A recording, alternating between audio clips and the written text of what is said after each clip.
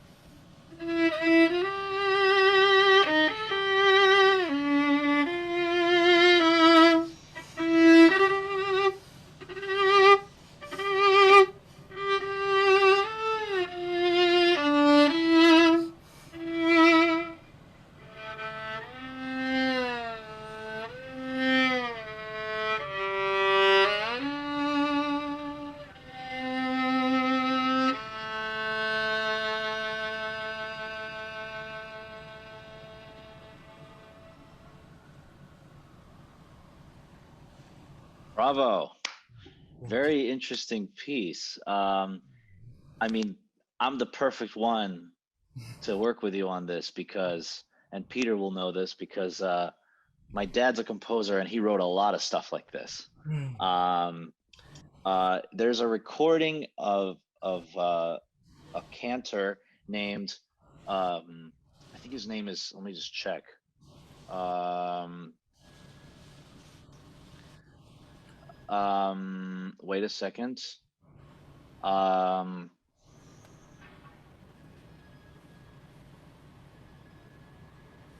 yeah, his name is Shalom Katz, and Mm. he has a recording. Wow, there's a lot of. Is your window open? Um, yeah. Can you close it? It's just Yeah. really in my ear. Oh, yeah. Sorry. Yeah, no, it's It's okay. okay. It's just the sound of the traffic and all that. Yeah. Yeah, yeah. Um, so Shalom Katz, he was a cantor who survived the concentration camps. Um, and I have it here if you can even see that, Mm-hmm. where he's singing El Malei Rachamim, which is a prayer for the deceased, basically, and he's singing it in memory of people who perished in the concentration camps. And you'll probably get more out of that 5 minutes than anything I will ever say now in these in this time. But I think that I mean, obviously you play it very very well. I think that I think that basically you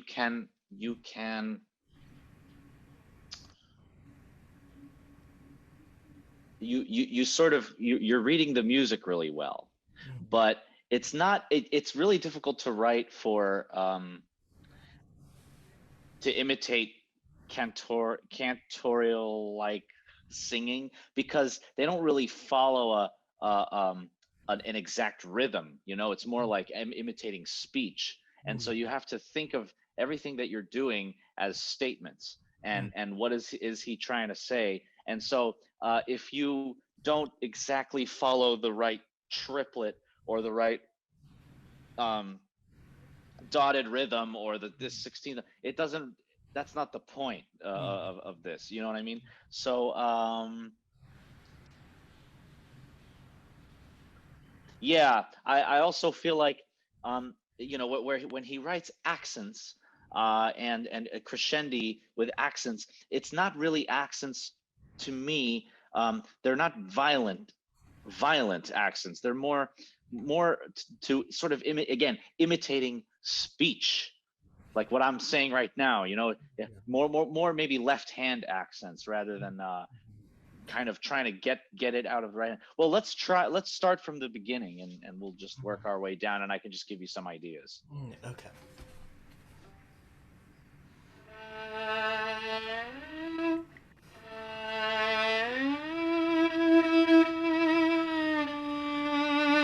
Yeah, so right there, you know, maybe I'll take my violin out too, but you first of all with that glissando, right? Mm-hmm. Um, you're going to see a lot of this with Yasha Heifetz and uh, Chrysler and all those old school guys. Mm-hmm. Um, they had a way of treating glissando, which very few people do nowadays. Most people nowadays they treat it instrumentally. It's just Mm. they gliss. Yeah. But but you know when you listen to singers do it, um, there's the glissando always has a bit of vibrato in it, Mm. Mm-hmm. and so you know when Heifetz would do something like a glissando, it was always there was always vibrato within the glissando, Mm-hmm. and so you know you could play like you could play or you could do. Do you hear the difference? Mm. Yeah. Mm-hmm. Which so the one with the vibrato, it just sort of adds that a little more of a human sort of rather than just I mean, it's nice, Mm-hmm. but so it just sort of gives it a bit more of a sort of imitating the human voice, right? So, so. Mm, I don't know the exact rhythm here. One, two. Mm,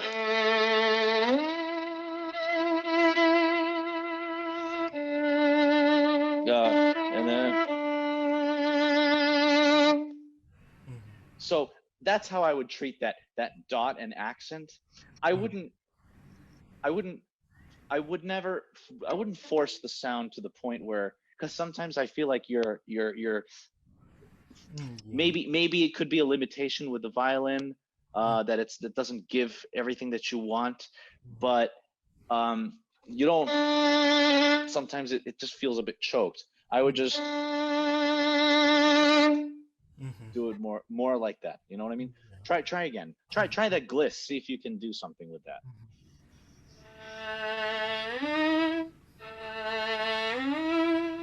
Ah, yeah. See? So it's like, so imagine that you're vibrating.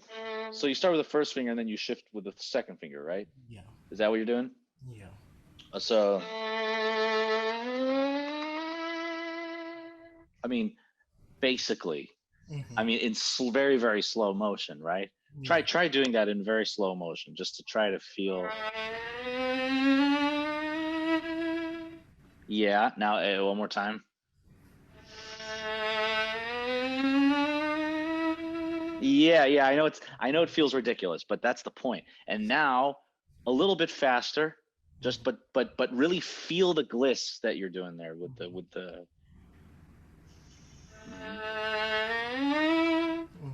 Yeah. Okay. And now do it in the tempo that you would do it Mm-hmm. with emotion. He says. Mm-hmm.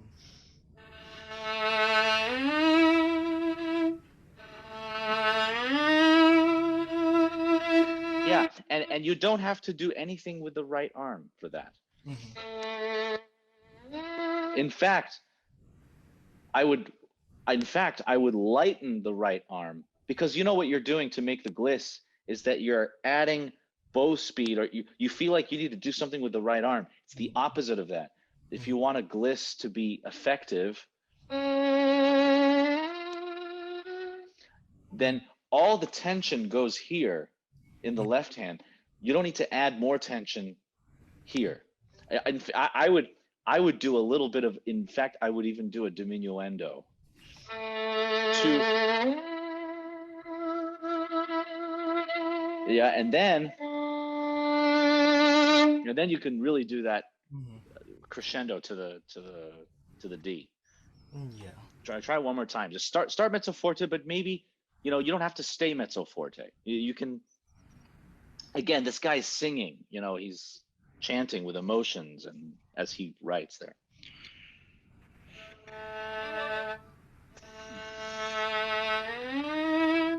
Yeah, what'll make it easier? Start first with make from the string and with contact. It's mezzo forte after all. It's not piano, right? So and then Mm-hmm. see, so you can start here. And then, Mm-hmm. I had a teacher who used to say, this is a canvas and this is like the brush. Mm-hmm. So yeah, and you have to paint. He has this high pitched voice, Mr. Fuchs. I don't know if you know. You have to paint with the brush, and paint. You have all sorts of. It's true. So Yeah. so because if you do, that's nice, but you can do all sorts of different colors Mm-hmm. throughout the thing. Yeah. Try. So start closer to the bridge, and then as you do the gliss, it's a lot of things to think about at Mm-hmm. once. But Yeah. Okay.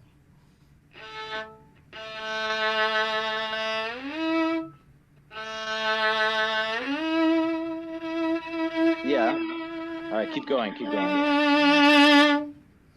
Yeah, and well, that was a little too nice. Now you did that somewhere in between, Mm-hmm. and help with the vibrato, you can speed it up. Yeah.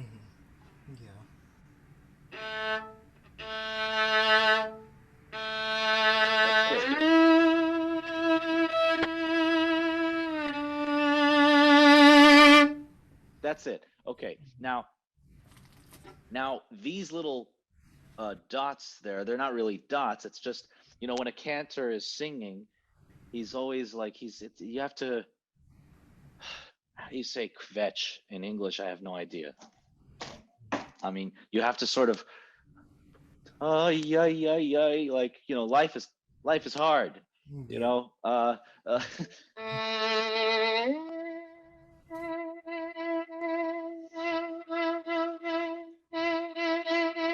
Those notes you really have to speak out, because when the cantor is singing, it's a bass, he calls it, it's a recitative, right? And so he's speaking there. He's not singing.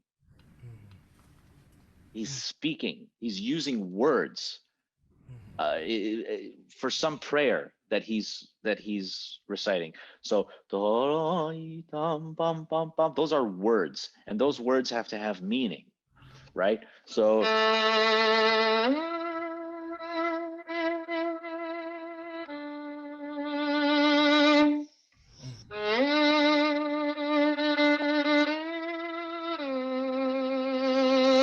something like that. And then here you have even more, whatever, you have even more. So just so also, every note should have some vibrato. The emphasis should be in the left hand. Yeah.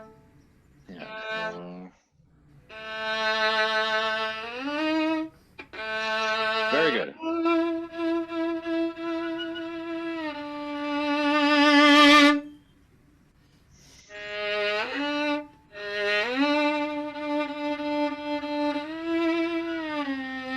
Yeah. So now, look. After all, it is mezzo forte to forte, mezzo forte, forte, and then you have piano. So, yes, you can come away, you can get louder, but you do want the general feel, because you do want there to be a difference when you get to the piano, right?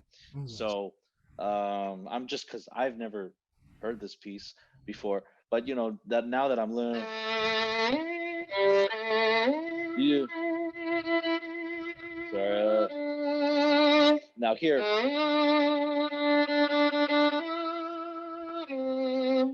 stay in mezzo forte. So then, when you get here, there you can do a big different dynamic change. Just forget the first statement. Go on to the next statement, the G sharp.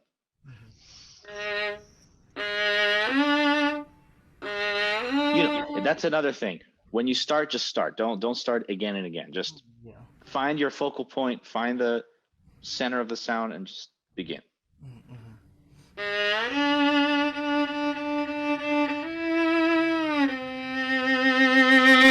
Good. Now, can those notes, can they have a little bit more activity in the left hand?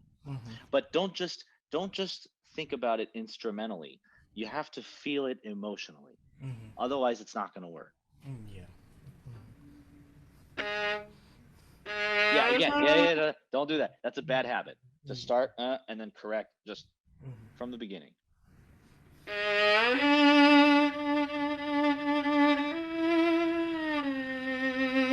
Good. Now that you got that in the left hand, add a little bit of speech to the right hand as well. It's to the right arm, and also the G sharp should be a grace note after all. Da-dum. It was a little long. Da-ya, ba-dum. There should be. Can you add some diction to the with the bow?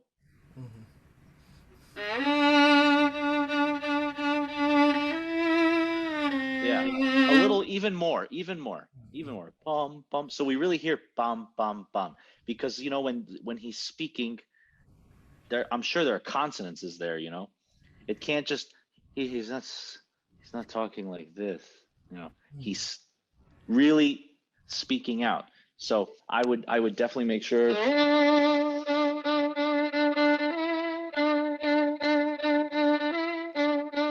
You know, it could also be that we're, you know, on the internet, like I'm not hearing certain things, but try to use a little more diction.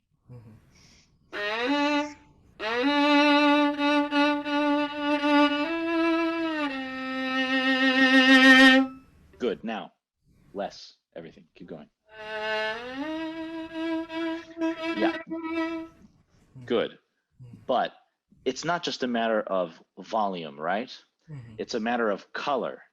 So in the beginning part, you're using a lot of focus to the sound, right? Even if it's less.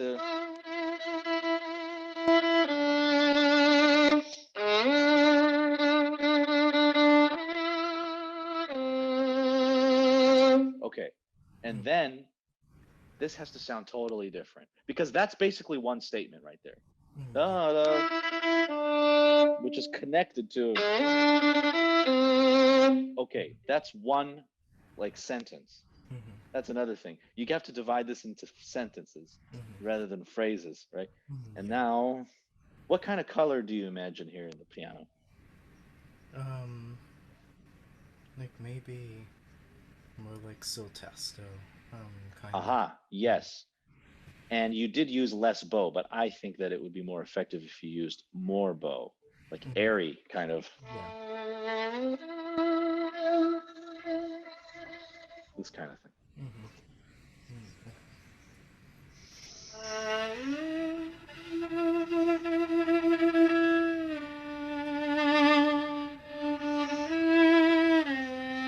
Yeah. And actually when you start from the frog. So you really to use your whole bow. Sorry, one more time that. Yeah, that's the thing. Yeah, that's the thing. And so because you're starting from the frog has more weight than the tip, so the frog is going to sound more. It shouldn't. So you have to, we as string players have to adjust if we want a certain color. Obviously not every soft color is going to start up bow, so we have to adjust to the weight of the bow, right? Because of course this is going to sound more if you just let the bow do its thing. Of course that's going to sound more because the frog is heavier. So you have to adjust the, you know, lighten up your arm, maybe help yourself with the pinky. Yeah. See, to make the frog lighter.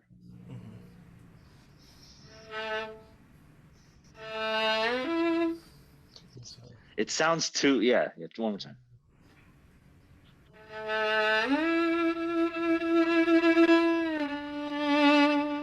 Can you try just play one note? Just play the E. It doesn't matter any note. E on the G string. And can you make it sound as airy as possible? Yeah. And now just do this. The same thing, just do that. Yeah. Good. And now with that color, can you do fortissimo in the left hand? So really soft here, but that's going to add a lot of stuff. Yeah, none of it. Now you're playing with more sound.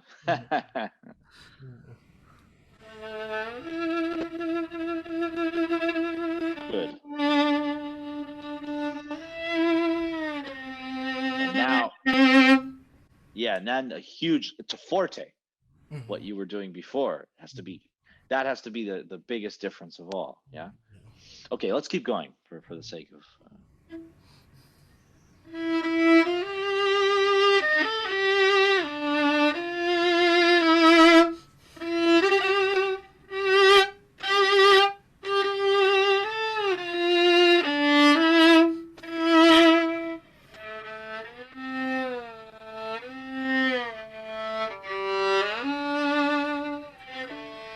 Okay, good. Let me think here. Can you play? Sorry, can you just play one more time from here? Can you start from there one more time?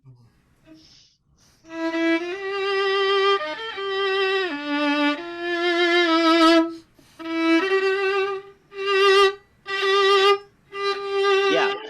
Okay. So there's a lot to work with here. First of all, from a harmonic standpoint,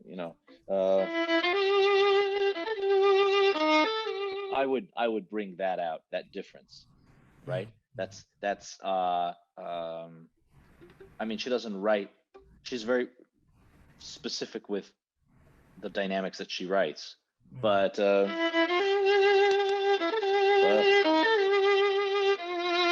you can still bring out the D sharp, and then here she writes up bow, which is very good and very well, but that also means, because basically you're trying to make the difference between piano, mezzo forte, to forte, right? And that's really important that you do that. But if you use the same amount of bow for each up bow, it's not going to work out very well, and you're going to get very tired. So oh, you can't really see me, but you see the amount of bow I'm using for the piano part. Mezzo forte, still very little bow, and then here a little more, and then for the forte, you'll find that it'll be a lot easier on you. Just try that for me.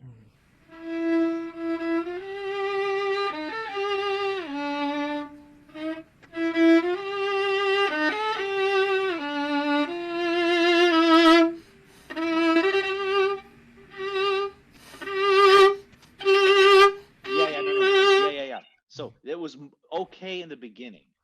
Try stretch from the beginning of this. Really nothing, right? So the first two retakes should be a very small amount of bow.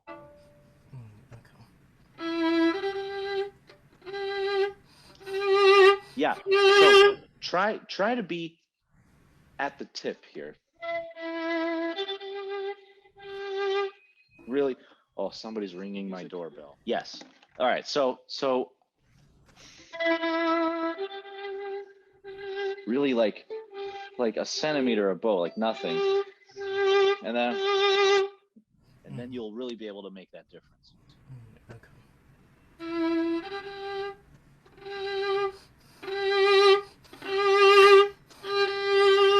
That's it. Okay, but okay, so that's good. Did it feel easier to you? Yeah. So playing an effective forte, it's not necessarily how loud you can play, it's how soft you can play.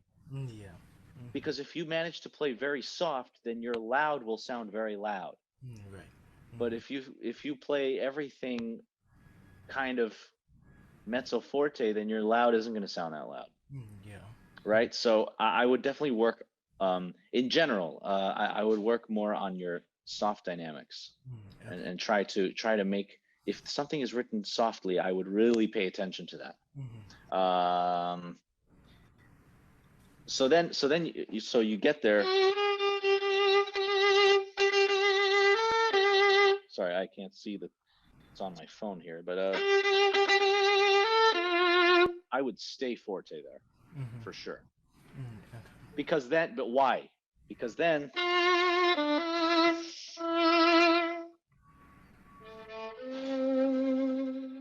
this is really piano, right? So that we need to hear a lot more difference here. So and all the way to the end. And really, you want to make that accent. It's not really an accent, right? It's I'm using the speed of the bow to sort of create an accent. But what you did was Then you saw piano coming up, so you went, Yeah. right? Yeah. No. And then, or whatever. Yeah. Yeah. Okay.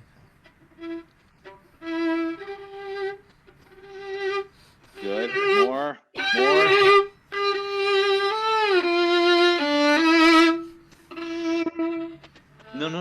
No. Sorry. The forte is only written here. Only there. So you went all out, and then you sort of that was sounded less. Can you stay forte here? And then this is still forte. Yeah. And then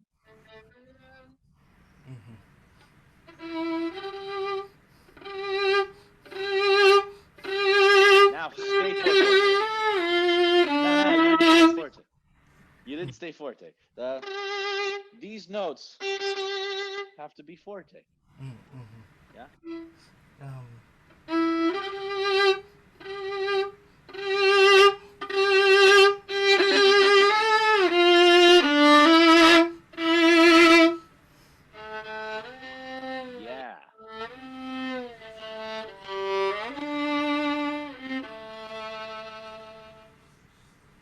Good. So you see, we did now 1, 2, 3.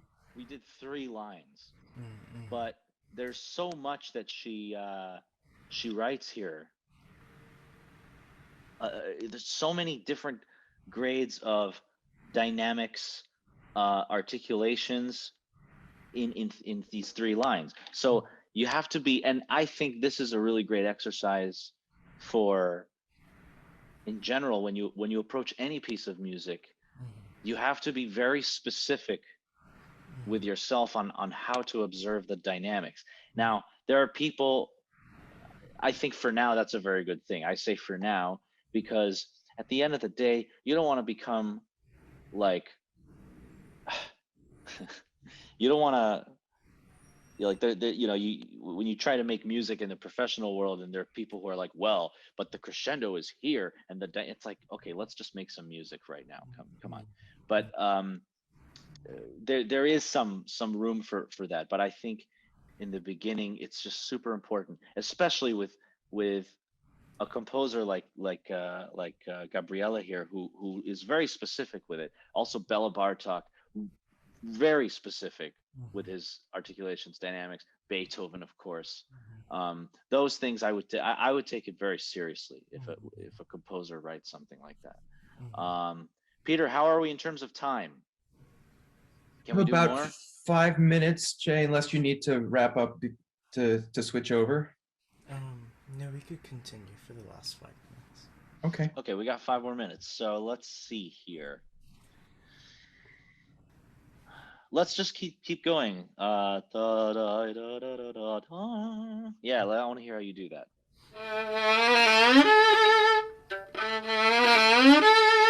Okay, all right. So she writes dashes on those 2 A's. Just imagining somebody singing this. I think you need to emphasize those dashes much more. That's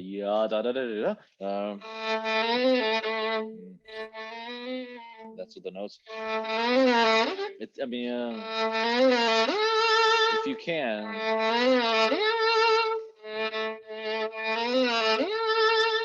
It should be one gesture. Try once playing them separate bows for just start down bow. Just to feel it.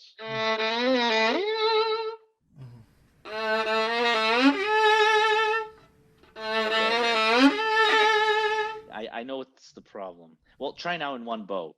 That was good. Those first 2 notes were really good. Try just in one bow now. Yeah, I know I see the problem. The problem is, well, what do you think I'm going to say?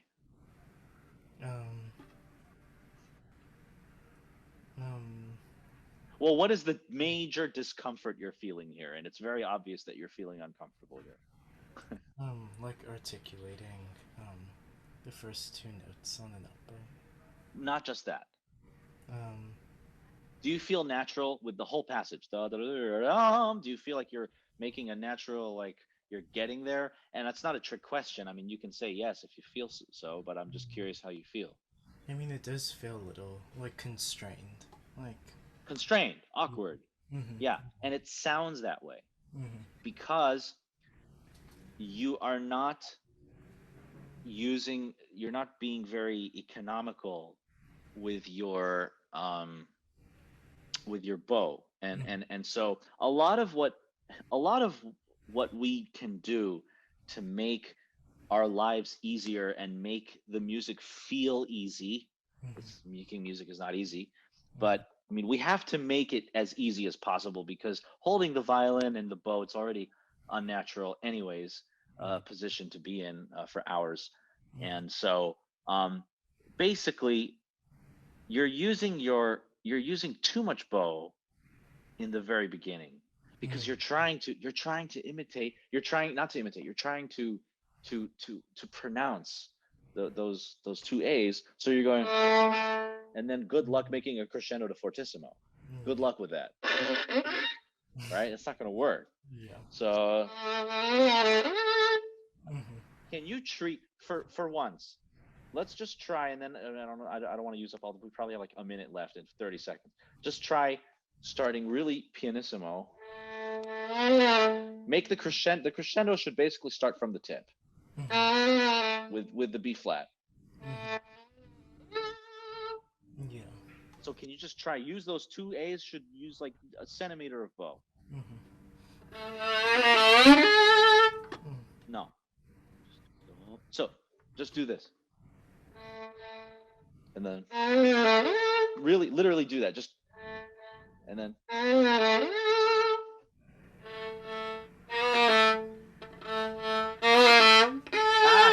You did this.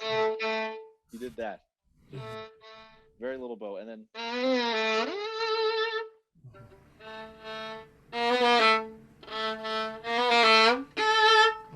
Yeah. Oh, sorry. I was playing the wrong notes. It's only it only goes to B natural. So.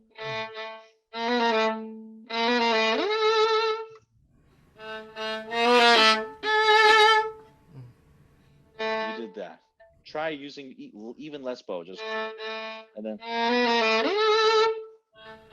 Stop. Yeah. Now, don't use all your bow on the B flat. Don't do that. You want to play it a little bit slow motion.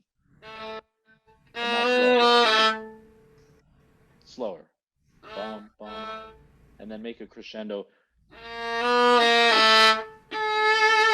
Yeah, exactly. All the way to the A. But the crescendo goes to this A. It doesn't go stops and then doesn't go, okay?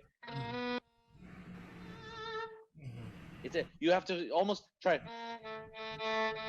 and then try just to the D string. Just try once, just so you can feel the.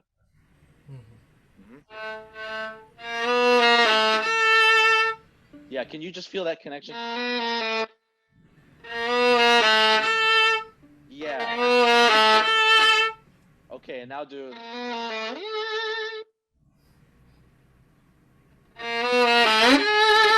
Yeah, that's exactly the thing.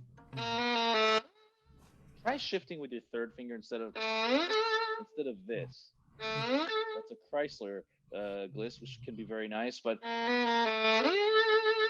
try with the third finger.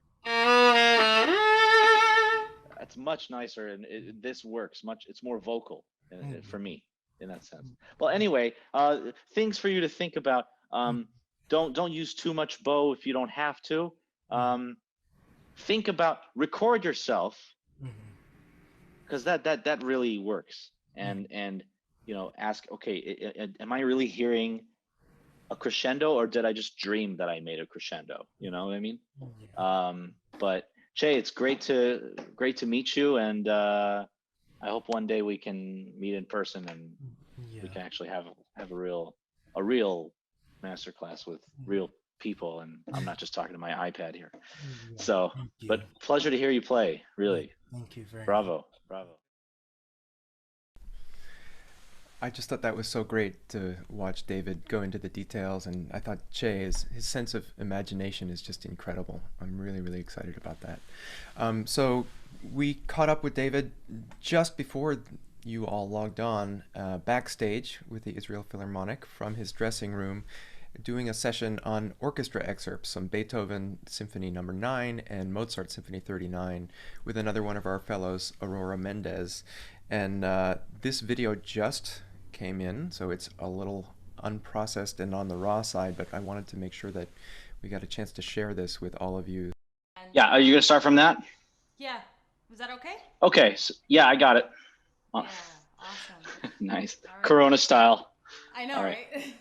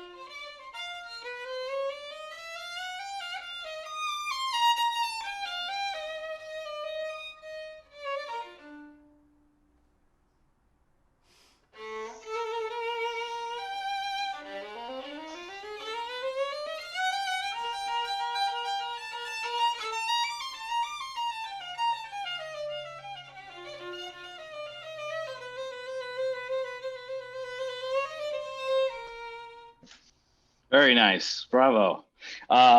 So I think the thing that sticks out the most, I mean, there are all sorts of things we can talk about, but Yeah. For this excerpt, I think you should stop treating it like an excerpt, because that's the Yeah. thing about like American schooling is like, orchestra. It's like this mysterious thing, like, orchestra. So how are we supposed to play orchestra excerpts? It's like this, like there's a special way to play them. It's total nonsense. Yeah, I mean, you should treat a Beethoven symphony the same way you would treat a a Brahms symphony, or a Beethoven symphony for that matter, the same way you would treat a sonata or even a concerto at times. I mean, I'm not saying that, in a concerto, maybe for some soloistic, you're the soloist, maybe you take some more time in certain places, but basically it's a piece of music, and it doesn't need to be treated like, I must execute the notes and that kind of thing. You know what I mean? So this is, I mean, it's a series of scales basically, but it's very melodic, right? And I think that if you think of it more as, even if you play, do you play with recordings sometimes? Yeah, I was just this week I was playing with the CSO recording, one of the latest ones with Muti, and that I heard so many different things. Like every recording is different, as you know. Right. So that's a great way of like trying to internalize the piece and play it with some context. Yeah. And that just reminded me of a funny colleague of mine. He's like, "Oh, without context, I can't play." So to play, to just so you get the context of it, but really, I mean, then when you play it, you have it more in your head, and you can treat it in a more musical way. I just sort of got the feel, not that you're not musical, but of course, I got the feeling that you're treating it like a series of scales rather than a melodic line. I think that you can vibrate more. Why don't we just start from the beginning? And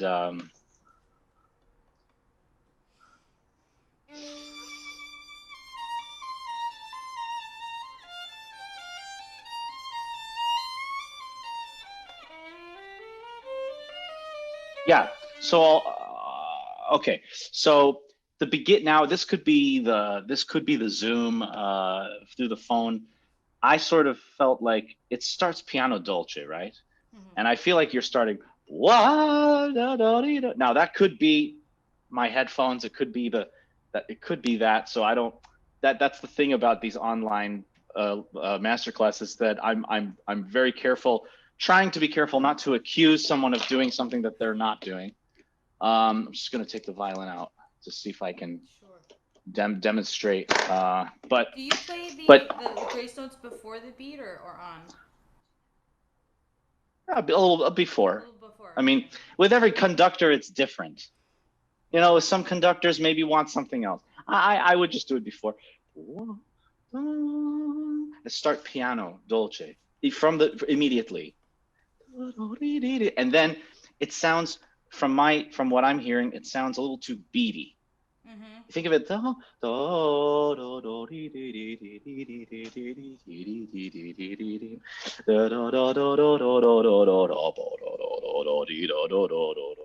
Yeah, you know, it basically goes all the way to measure 103, right?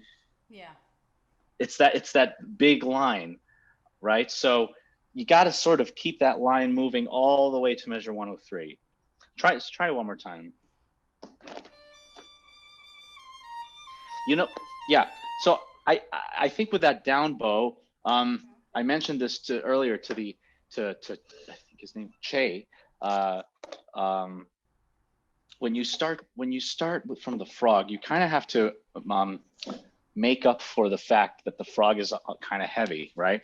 And so the danger of starting down bow is that it's going to be a little too strong, you know. So you could sort of start up bow just to get a sense of what sound it is that you're actually looking for, and then try to.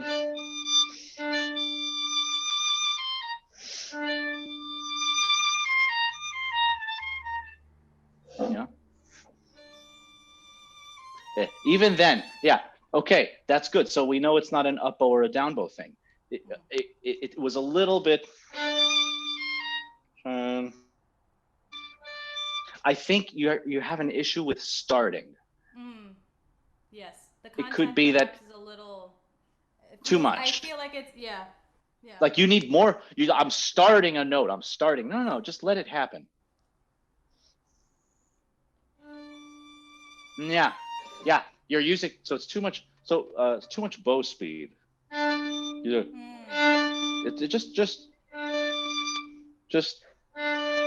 Just you know how you start? Just move. Just move. Don't make it move. Just Don't Just do the open D. Just do, you know what? Just do just do the high D. Just start from here. Can you do that? No, but from the yeah. Can it be a bit softer? Could it just be?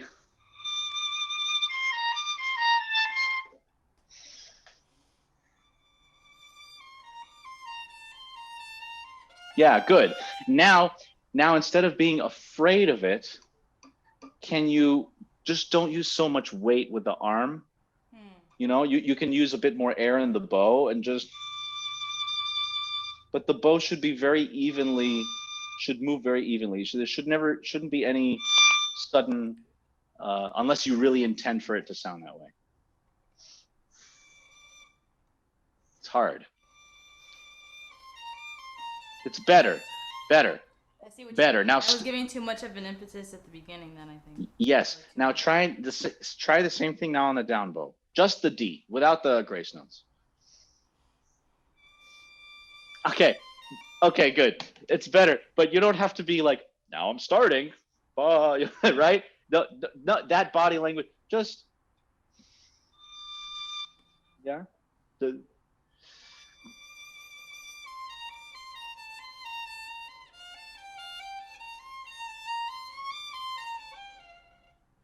I have a feeling, and I could be wrong. I could be wrong because I can't see your whole body, but do you have a feeling that maybe your knees are locked? Could be, for sure.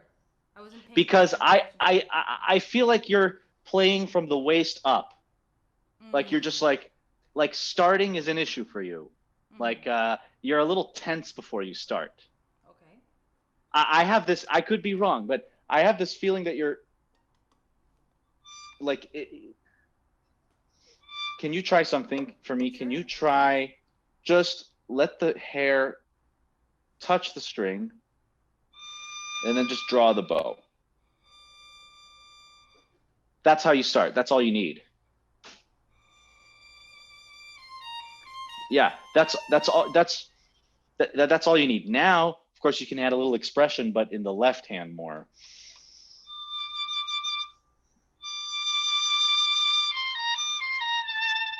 Just add the expression in the. Yeah, a bit. Now, okay, a little bit of tension in the left hand now, right? It wasn't what. Try. So again, this sort of just let the hair touch the string, and then when you feel comfortable, just add some vibrato and just hold that note.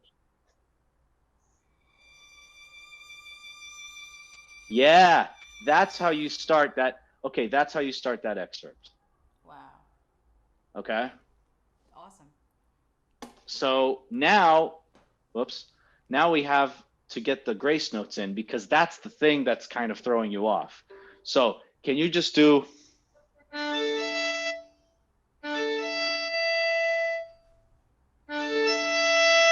Yeah, sorry. Yeah. So just, wow, it's at a really awkward height that I can't really. You're starting more up here, no? No, just let the string, again, you just touches and let your arm guide you.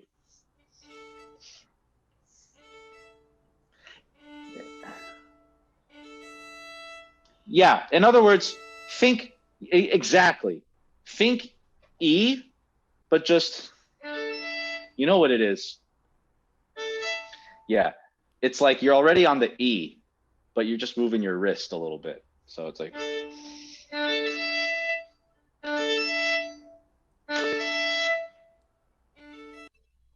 Yeah. Yeah. Yeah, but now just do the open strings for now. It's a little bit too. It sounds from again. This is all according to what the microphones are telling me, not really what's happening in reality. The microphones are telling me that your sound is too focused. Okay, so could it be maybe? Could you actually turn a little bit? Just yes, so I can see where you are. Yeah. Yeah. Good. I see what's happening, because you're going like this and you're getting closer and closer to the bridge. Can you just stay a little bit closer to the fingerboard? Yeah.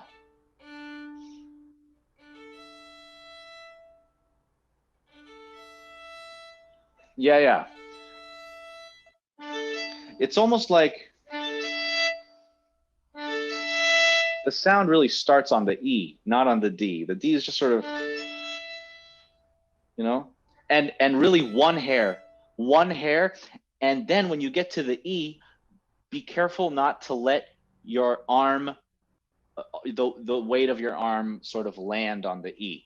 You need to sort of control it so it doesn't sound, right? You want it to sound.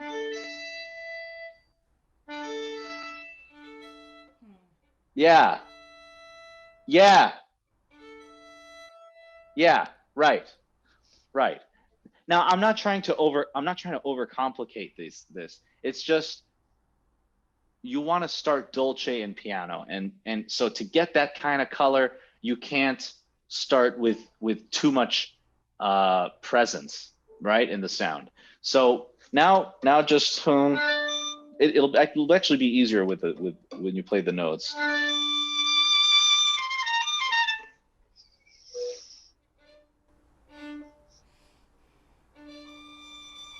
Good. Stop. Now put your right hand down.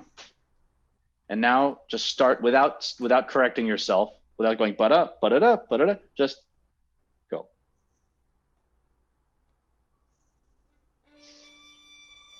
It's better. It's better. Can there be a bit less, like, do you hear that? Hey, it's okay for Don Juan, right? But really, velvet start. Yeah, you know what, and you know what'll help? A little just more air, just a little more movement, and just don't be afraid to move your arm. That's because you're starting from a static. That's what makes this opening so difficult, is you're sort of starting from a static place, and then you have to go, you have to start somehow. So, so just maybe what will help you, I mean, I know how I would start it. I would conduct yourself. I mean, this is like a baton with sound, the bow. So if you sort of conduct yourself with your right arm, you just sort of give yourself a little, so that you're in motion already before you start. So you're not just, okay, you know what I mean? Better. Okay, good. That was pretty much perfect. Now do it one more time, a little bit less diction in the bow. In the bow, okay. Yeah. Good. Yeah. So it's basically less Hypnotized? I think you can use a little more bow in the grace notes. That'll help, because right now you're going that. Just, can you do me a favor? Do this once.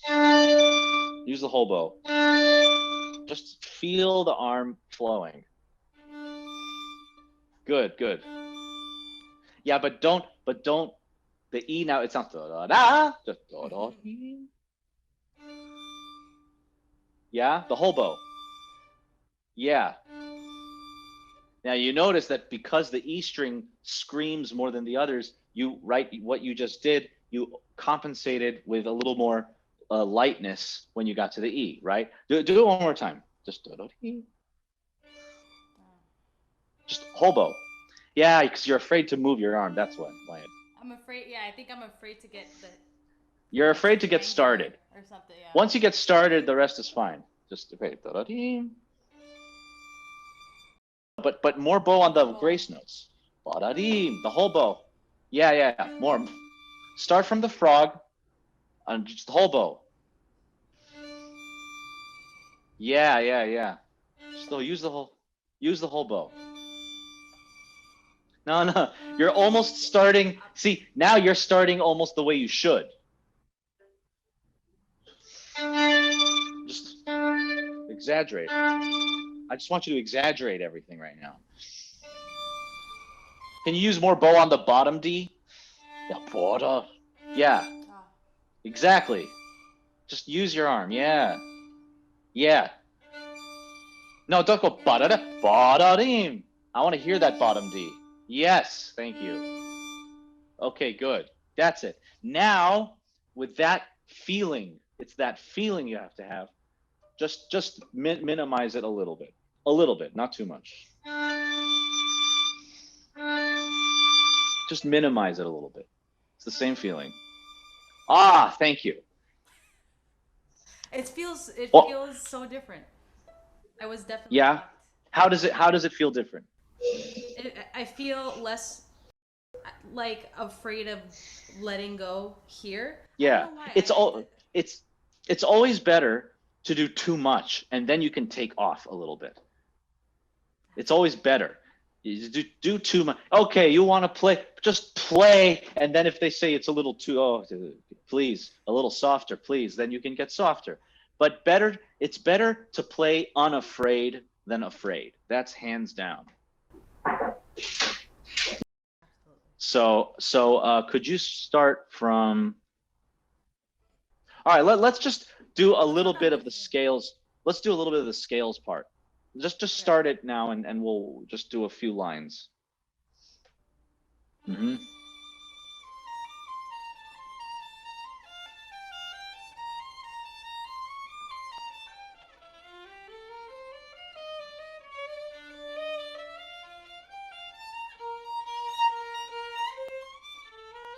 Okay, good. Okay, it's a little shreddic, kind of, a little bit. And I think what's happening is that your fingers are snapping a little too much. You're focusing a lot less on the right arm, and it's a little too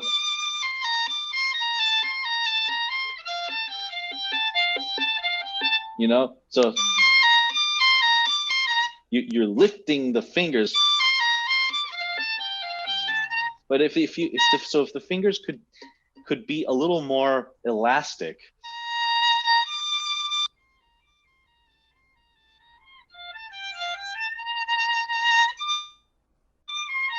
and something that'll help is to add also a little vibrato to.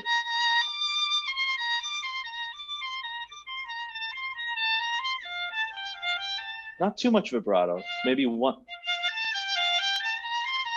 And then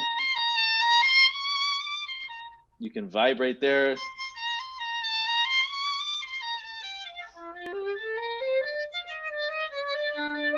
And then whatever fingerings you do, but make sure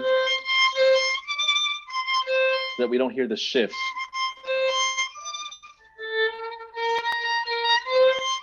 You might consider doing 1-3. Am I out of tune here? My violin's going out of tune all the time right now. Whatever, it's not going to help me. So if you do 3-4, yeah, but then 1-3.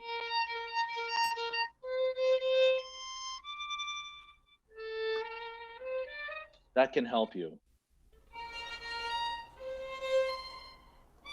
And then 4, yeah. Yeah. Oh, okay. If you can extend the finger, then you don't hear any shifts. Right. I hate shifting, so if I can avoid a shift, I'm more than happy. Same. A lot of squirreling around. So try the beginning one more time. Just try not to snap your fingers and maybe add a little vibrato to it. It's okay, just start. 1, 2, 3. Wait a second, but you're not holding the note to its full value. That's super important for an audition. 1, 2, 3, 1, da da dee dee dee.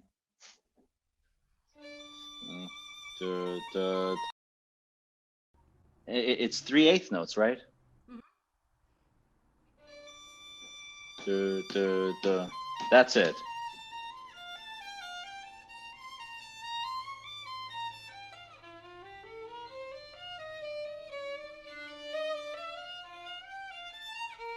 Yeah, so you hear all this smearing around.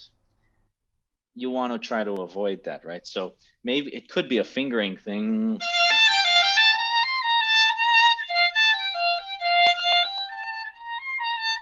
You can try. Last time I played this was actually a while ago, so I don't really remember what I did, but you can try second finger. Is that what you do? Yeah.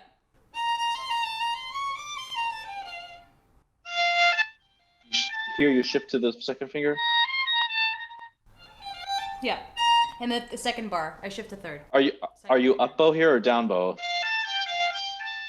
Is that up bow? Where? Up bow. Then down? Yeah. Okay. So what you want to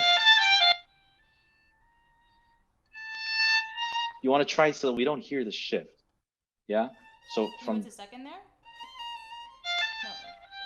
I went to second finger. Second finger. Yeah? Then you didn't get so. And then right? You don't, right? Torpedoes. It's in between. So basically the shift has to happen right in between the bow changes. So you don't hear the shift.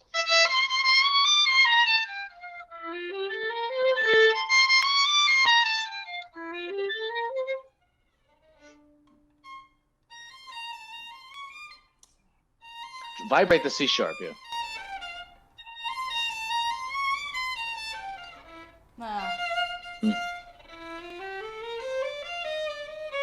Yeah. Could you try one time? And could you try a shape it a little bit and oh, that's too much. Yeah, shape it more with the left hand than the right hand. Yeah, it can take, you know, you have a little more time than you think. Just a little, you know, I know that it's, you have time for one wiggle.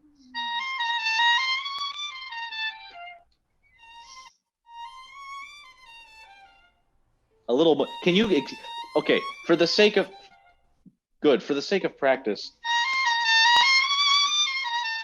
can you really outdo it, overdo it? Sorry.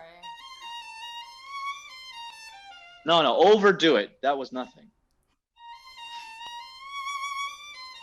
Yeah, you want to taste it. It should be an emotional response. Yeah, you don't want to treat it, and that's something that's also very important. You don't ever treat what you're doing physically as an instrumental thing. It has to become an emotional need and to want to taste that note. You know what I mean?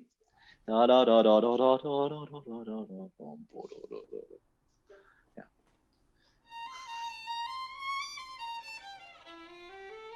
Yeah, good. Okay. Yeah, it's a bit. Can you try? Don't do anything with the bow. In fact, lighten the bow speed when you get there. Go super light, just, but then vibrate the hell out of that C sharp. I'm just saying for now, just to practice. Now you're running out of bow. Save your bow.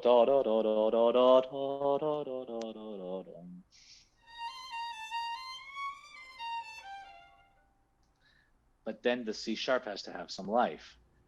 Okay, do this for me. Okay. Yes, do this for me.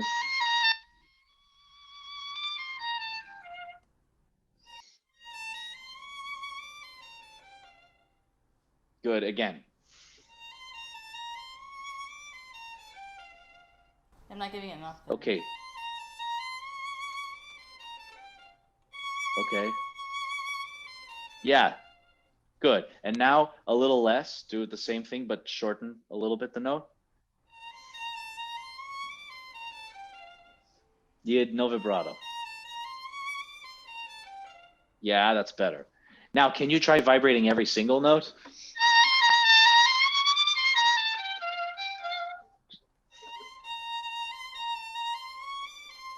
Yeah, I think it gets stuck for some reason. I don't know if it's perhaps what you were mentioning about being locked here or the shredding thing maybe. Yes, try vibrating every note.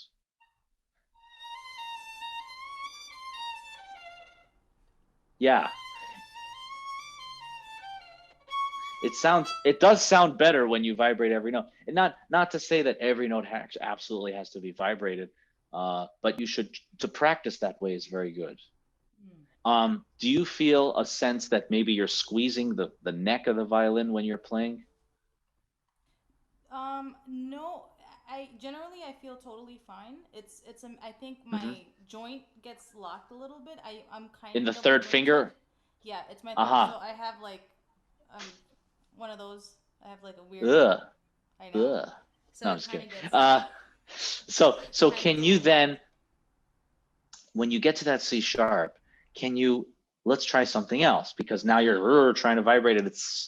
You feel that it's a bit, your fingers locking. Can you vibrate but play the C sharp with harmonic pressure? So, yeah. Good, good, good, good. Good, good, good. Good now, normal tempo. Good. Play the whole thing with harmonic pressure in the left hand, everything. Good. And vibrate every note though with harmonic pressure. Ah, that's the feeling right there. Okay, now do it again. With harmonic pressure or normal? Yes, the same thing.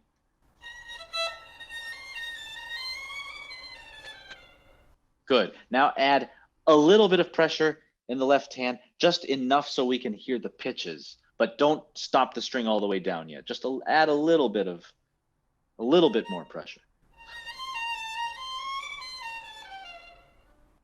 Yeah. Again.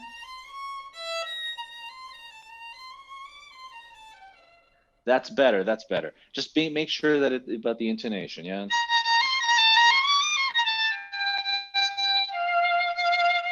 So that's not too flat. Yeah. And then how do you do that transition? I do.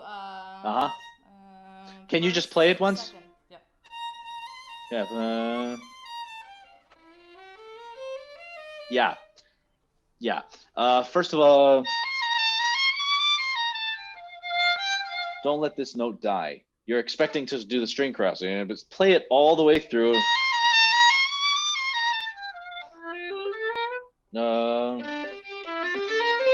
Yeah. Then start. You have time.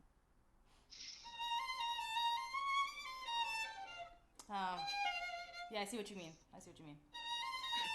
Yeah. Yes. That was okay. That was totally fine. You didn't slow down. Right. You have the time to do it. Play it like that once.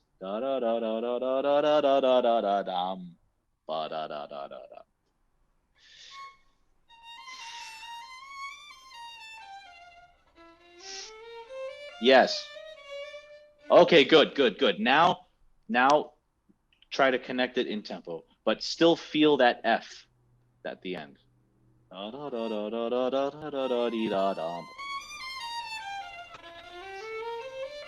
Yeah, and another thing that can help is that it's sort of like tailing off, right? But then that E restarts it, right? So so if you think of that E as sort of it's sort of reconnecting the thought. Yeah.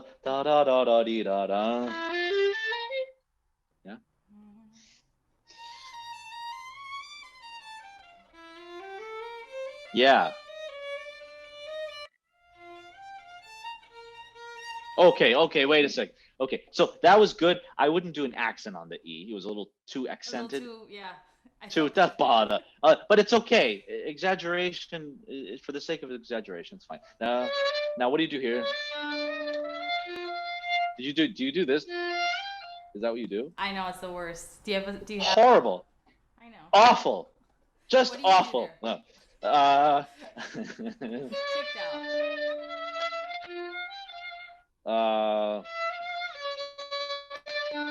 You think I remember what I do?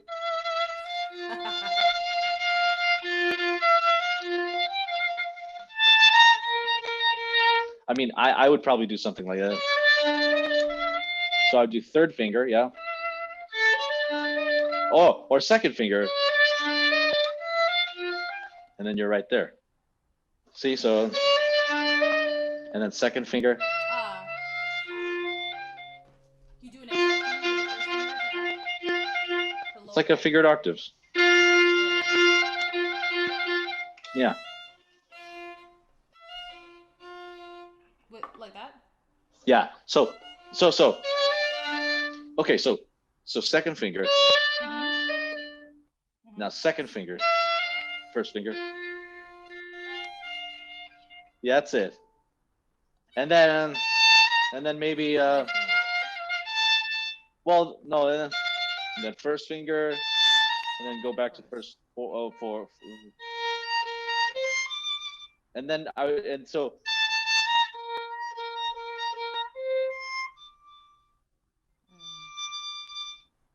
so you get rid of the shift so you don't hear it. Second, right? Second.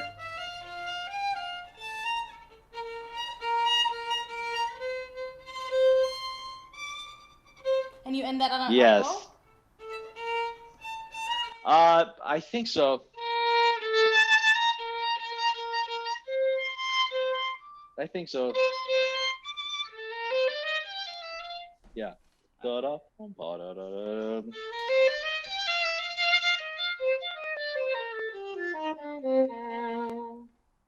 Gotcha.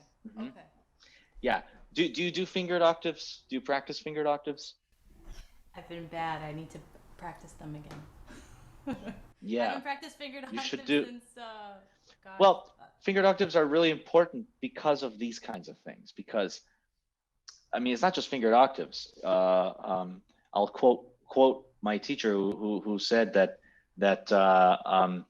you know, you shouldn't just play, and I think you have the tendency to play in positions. You're thinking positions rather than distances.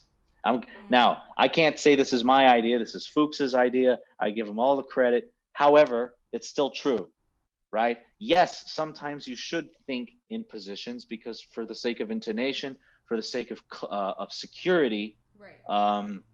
Okay, I sometimes if there's a very difficult passage and it makes more sense for me to think, all right, I'm just going to fourth position or whatever, then I do it. But other times, it actually makes more sense to extend the finger, and it gives more security in that way. So basically, the left hand is not you're not becoming like a slave to the positions. Okay, here's first position. Now I'm going to play third position. Now I'm going to play fourth position. Instead, you're thinking it's like tentacles, right? Your left hand is like my teacher used to say like an octopus, and you're thinking in distances rather than first position, third position, fourth position, because that's how you're sort of playing it that way. Third position instead of.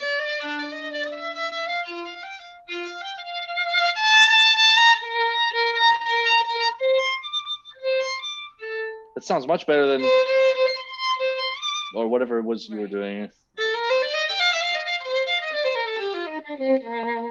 Yeah. I don't know how much. Can you just play for me a little bit of the Mozart, because I have to soon get ready and put my tails and play a concert, if you can believe it. Awesome. What are you playing? We're playing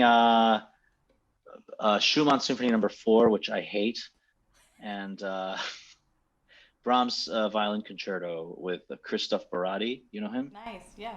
Awesome. Hold up. I'll try. Wait, hold up. Looking for the. Here it is. The music. The Mozart. Here's the Mozart. Okay, cool.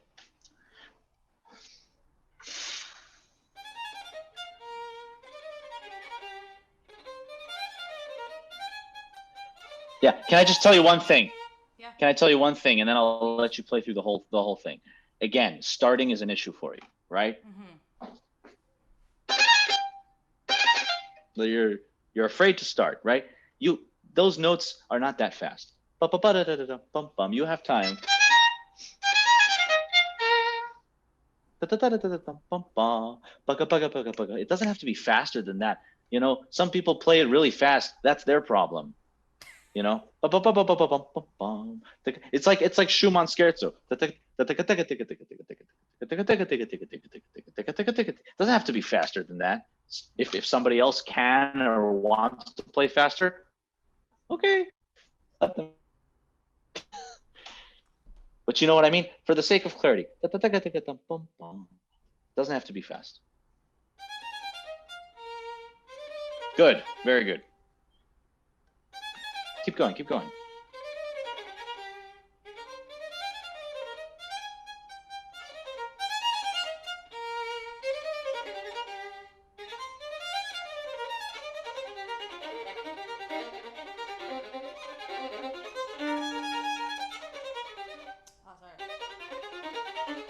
Yeah. Okay. Okay. A little tight. I see. Look, I have a feeling that you're locking your shoulder there. Yeah. When you play, your shoulder is a little. I feel like you're moving your arm and your shoulder together, and that's yeah. So I feel like you're moving like this, and I feel like your arm here is locked, and your wrist is locked, right?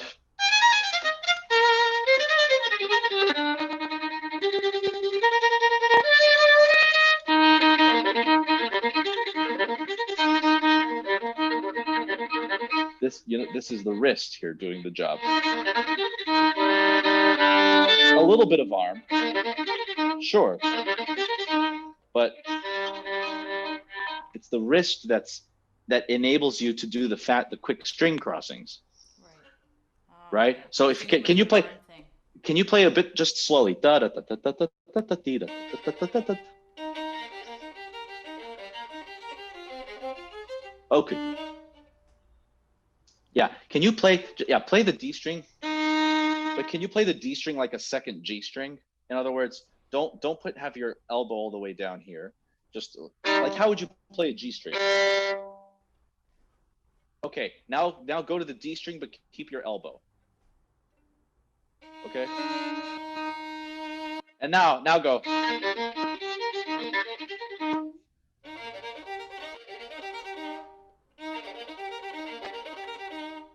Yeah, it's a little bit better. And feel, I can't really see your arm very well, but that this joint is moving as well. So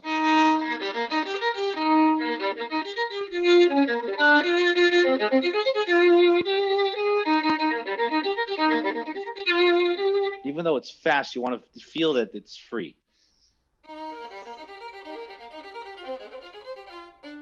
Yeah. Can you use? Yeah, I think you can use more bow on the da da da da da da da da da da bottom. Use more bow on the slurred notes, so you feel the motion. Yeah.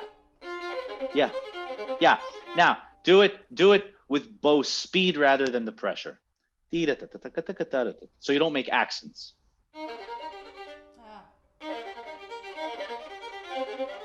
No, it sounds like this. No.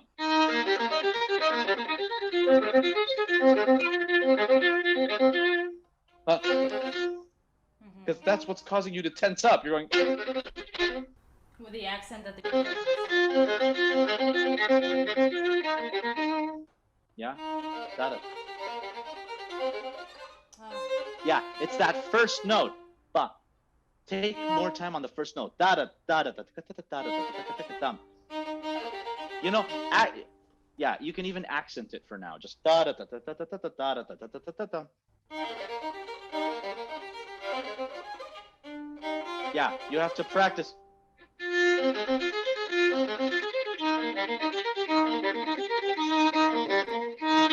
And then here, very light. Then eventually, of course, you don't want to make accents every beat. So eventually, it will sort of work itself out. But I feel like this, it's making you tense up, and yeah. So just try to feel more free in this joint here, and the wrist, I would say, is the beginning, and then there's a lot more there would be a lot more for us to discuss, but unfortunately I have to go play Schumann. Thank you so much. Gotta go when you gotta go, you know. Thank you. It's great to meet you. So that was just super fascinating to watch, and I'm so glad that you could all join us. They go on to talk about and argue about pizza places in New Haven, so while David is running for the stage. So I'm so glad that you could all join us. And also, if you're able to support our work, we've been doing free events since March 2020. we're here for you, for the new music community, for students all the world over, and all of our events have been free and supported by really generous donors. But we also pay our artists quite generously. We value their time and their expertise and their artistry. So thanks for being here, and take good care. Bye-bye.